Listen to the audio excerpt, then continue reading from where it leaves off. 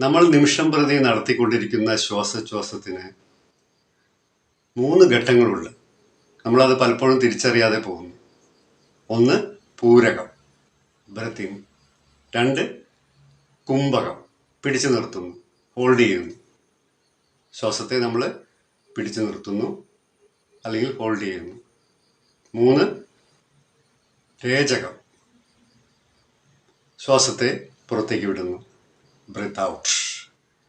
Breath in, hold and breathe out. ഇപ്പം പൂരകം, കുംഭകം, രേചകം.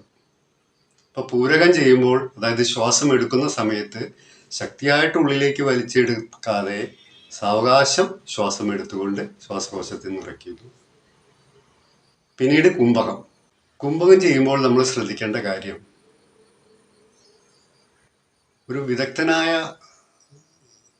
യോഗ പരിശീലകന്റെ കീഴിൽ മാത്രമേ ദീർഘനേരത്തെ കുംഭകം പരിശീലിക്കാവൂ.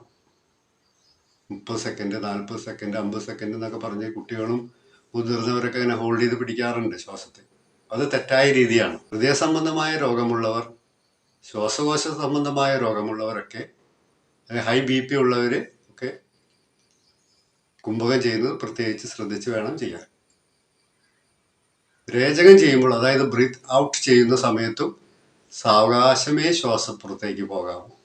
അങ്ങനെ രേചകം, കുംഭകം, പൂരകം, ഈ 3 ഘട്ടങ്ങളെ നമ്മൾ മനസ്സിരുത്തി പരിശീലിച്ചു കഴിഞ്ഞാൽ നമ്മുടെ ശരീരത്തിനും മനസ്സിനും ആരോഗ്യത്തിനും ഒക്കെ വളരെ ഗുണം കിട്ടുന്ന ഒരു പ്രാണായാമ പദ്ധതിയാണ്.